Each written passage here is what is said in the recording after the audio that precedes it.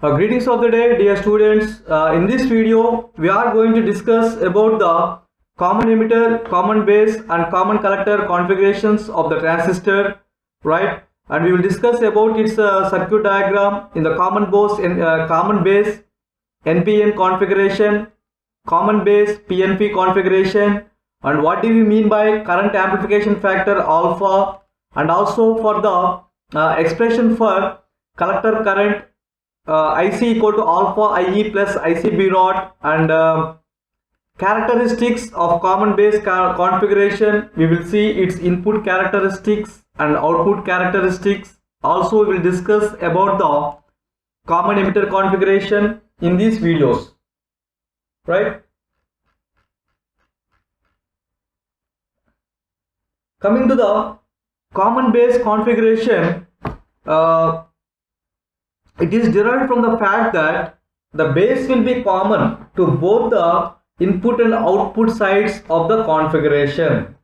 If you observe in this common base NPN configuration, this is the base, this is the emitter, right? And this is the base and this is the collector. Now the base will be common to the both input and output of the transistor. Such kind of configuration we can call it as common base configuration. Clear? Now in a PNP transistor, the emitter base junction will be forward biased, in the sense the emitter will be connected to the negative terminal of the battery and the base will be connected to the positive terminal of the battery, and the base collector junction will be reverse biased. So the N terminal will be connected to the positive and the base will be connected to the negative of the battery. And across emitter and base we will consider the input, and across base and collector we are going to consider the output, and R indicates the load resistor across the output. Now in this discussion, the important key point is, in common base configuration, base will be common to both the input and output sides of the configuration. Input and output sides of the configuration, right?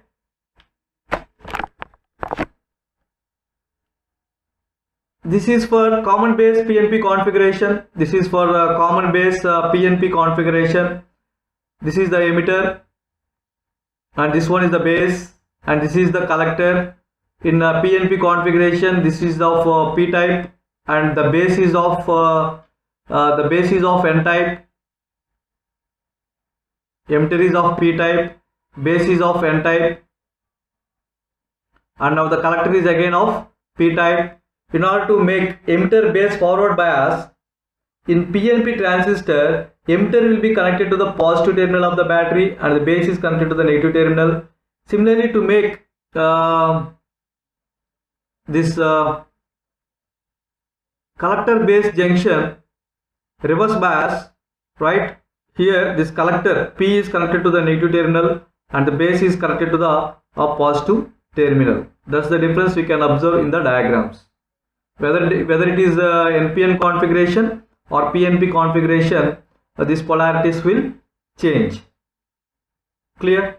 Right. Now we are going to define current amplification factor alpha, where it is defined as the change in the output current delta IC with respect to the input current delta IE, change in the emitter current and change in the collector current. And all this is to be considered at constant VCB, the voltage across the collector and base. Practically this value will be less than unity, right? But it will be in the range of some 0.9 to 0.99, 0.9 to 0.99. So how do you understand that?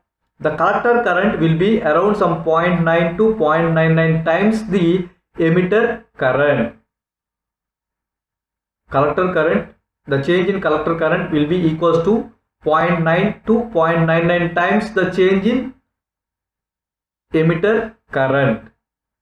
So this is the current amplification factor alpha.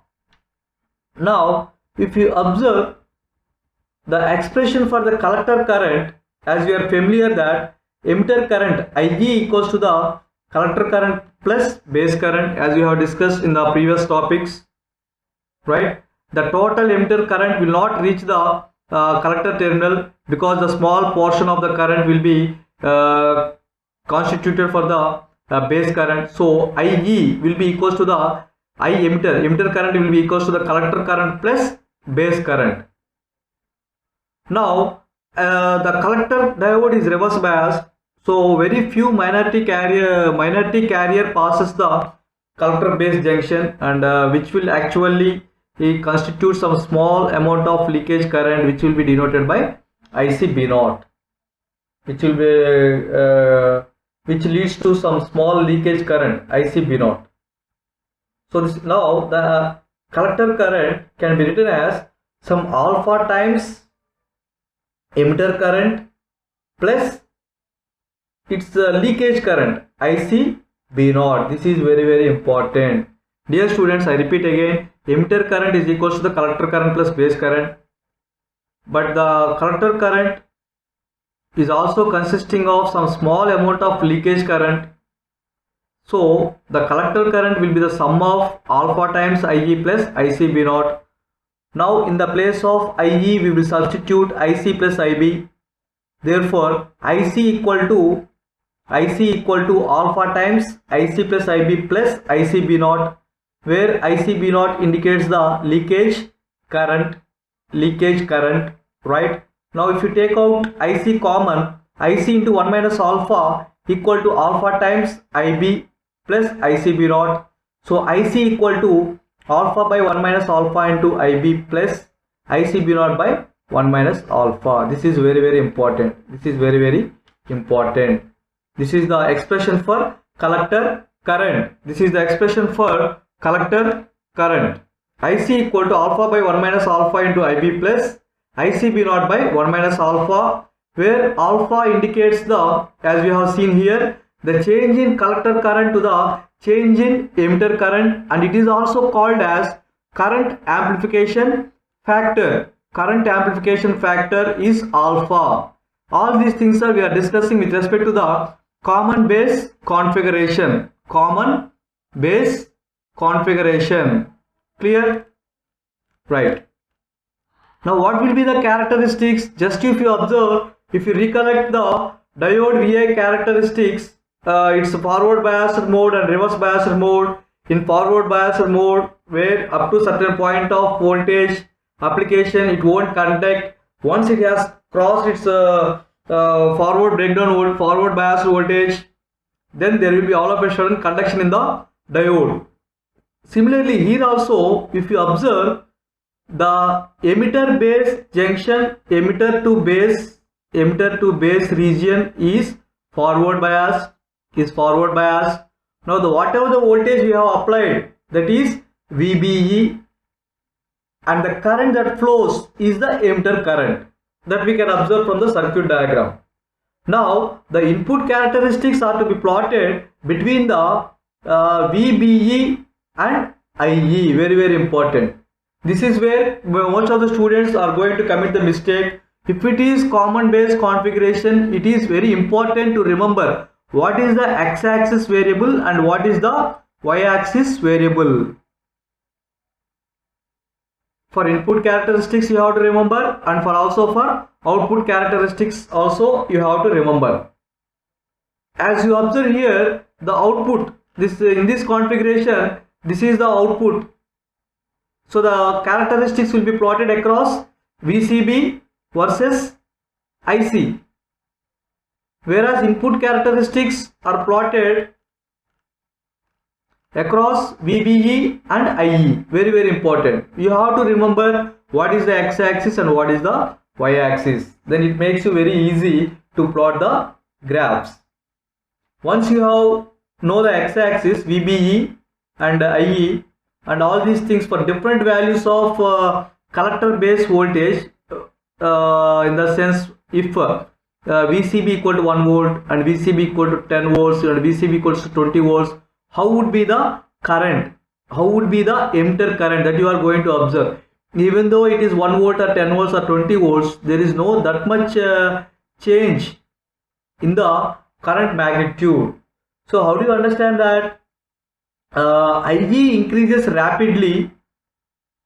Up to certain point there is no conduction, there is no emitter current, but all of a sudden after crossing some point, all of a sudden there is a sharp rise in the emitter current, right? This IE increases rapidly. It means that the input resistance of common base configuration is very low. The input resistance is very small. Because of that, there will be sudden rise in the IE increases rapidly with respect to the with BEE, right? And IE is almost independent of VCB. You can observe here there is not that much change, even though VCB value is changing from 1 volt, 10 volts to 20 volts. There is not that much change we can observe in the emitter current. So we can say that IE is almost independent of VCB. All these things are with respect to what? Common base configuration. Similarly, with respect to the output characteristics, dear students, the x-axis will be VCB and the y-axis is collector current, IC. If you observe, the collector current and emitter currents will be in the range of milliamperes, whereas the base current will be in the range of microamperes, right? Now here you can observe up to certain point, again here also there is no conduction, and for different values of emitter current you can observe the collector current is increasing with increase in the emitter current. For example, if the emitter current is 1 milliampere, the collector current is also almost a little bit less than 1 milliampere. Similarly, you can observe if the emitter current is some 2 milliamperes, and the collector current is also a little bit less than 2 milliamperes. Like this, with increase in the emitter current, this collector current is also increasing, but it is not depending on VCB. It is independent on collector base voltage. Therefore, as VCB increases, IC becomes constant. Even though there is some increase in the VCB value, even though the VCB is 5 or 10 or 15 or 20, the emitter current value is maintaining constant after crossing certain point. Now this entire region is to be called as active region, and this one is the cutoff region, and this region is the saturation region. This region is the saturation region. So dear students, with respect to the characteristics of common base configuration, it is very important to remember what is the x-axis and what is the y-axis for input characteristics, and what is x-axis and what is y-axis for output characteristics, right? VB versus IC characteristics is called the output characteristics. IC varies linearly with VBC, only when VBC is very small. If the value of VBC is increasing, then no more the linearity will be obeyed. Up to some, if the VBC value is very small, then we can say that the collector current is varying linearly with VCB. But that is valid only for small values of VBC. Once if you go for higher values of VCB, the IC value is maintained constant. You can observe in the graph. Right? So this is all about the common base configuration. Dear students, in this entire discussion, if it is common base will be common to both the input and output, right? If it is NPN configuration, right? Emitter is to be connected to the negative terminal, base will be connected to the positive terminal. This is important point, and this voltage is to be called as VBE, and the output terminals, the collector will be connected to the positive terminal of the supply, and the base is to be connected to the negative terminal. This is the VCB voltage, right? And if it is PNP configuration, the polarities will get reversed. The current amplification factor alpha is given by change in the output current to the change in input current. In this context, the output current is delta IC and the input current is delta IE. Change in collector current to the change in emitter current, that indicates the value of alpha. In common base configuration, this value will be in the range of 0.9 to 0.99. How do you understand that? If the collector current will be some 0.9 to 0.99 times the change in emitter current, right? And this is the final expression, IC equal to alpha by 1 minus alpha into IB plus ICB naught by 1 minus alpha. Here the important terminology is ICB naught, called the leakage current of emitter leakage current, sorry, collector leakage current ICB naught, collector base junction, which actually consists of some leakage current denoted by ICB naught. This leakage current is mainly due to the minority charge carriers. Clear? Right. Thank you.